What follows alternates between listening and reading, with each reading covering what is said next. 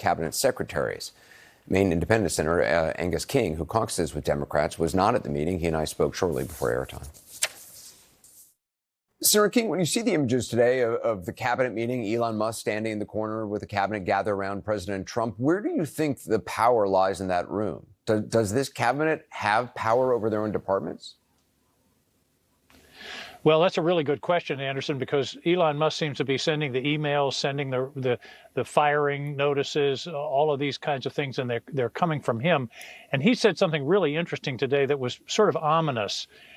They talked about Ebola and how they accidentally canceled an Ebola prevention program.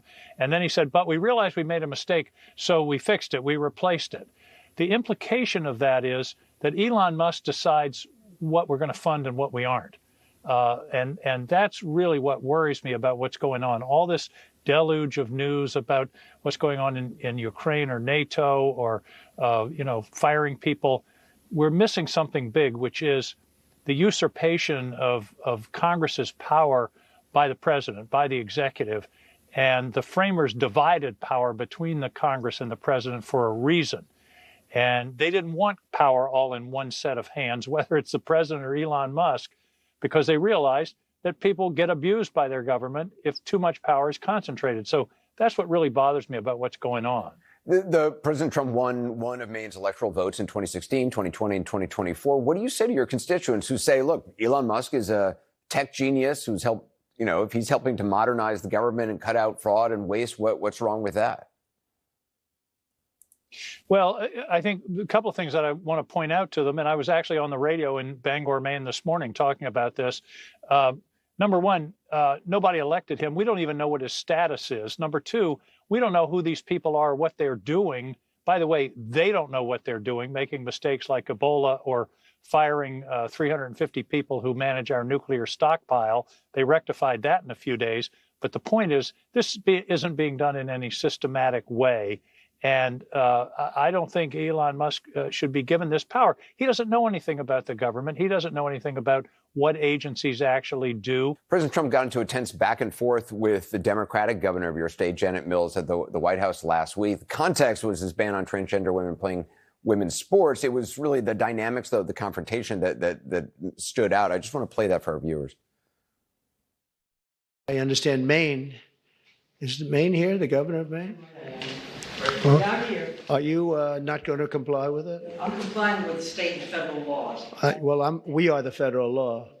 Well, you better do it. You better do it because you're not going to get any federal funding at all if you don't. And by the way, your population, even though it's somewhat liberal, although I did very well there, your population doesn't want men playing in women's sports. So you better comply because otherwise you're not getting any federal funding. I'll see you in court. Every state, good. I'll see you in court. I look forward to that. That should be a real easy one. And enjoy your life after governor because I don't think you'll be in elected politics. After the exchange, Trump Education Department launched an investigation into the state of Maine. Putting aside the issue of transgender athletes, what do you make of the president threatening to withhold federal aid and the governor and threatening the governor's career and suggesting federal law basically begins and ends with the White House? Well, there are two problems, and you just touched on one of them.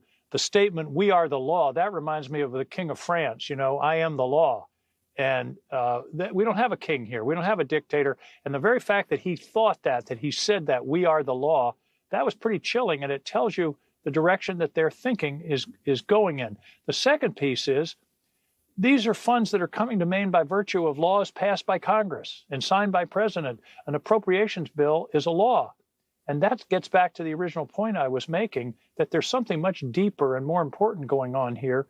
And that is the executive, the presidency, pulling the power of Congress, which the framers put there for a reason to protect our freedom, pulling it into his or her hands. And in this case, it's President Trump. Listen, the basic responsibility of the president is spelled out in Article 2 of the Constitution. And here it is. And it's a responsibility. It's not a power. It's a responsibility.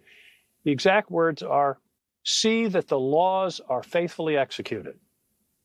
That's in the end of Article 2 of the Constitution. See that the president is to see that the laws are faithfully executed. It doesn't say see that the laws he likes are being faithfully executed, or see that the laws that he doesn't like aren't going to be faithfully executed.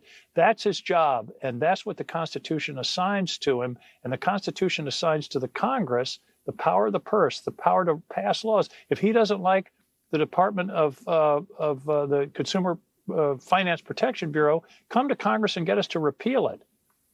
The presidency does not have the power to just arbitrarily say, we don't like this department, we're going to knock it out. Yeah. And if we allow the president, any president, to get that power, we're in trouble, Anderson. Senator Angus King, I appreciate your time. Thank you.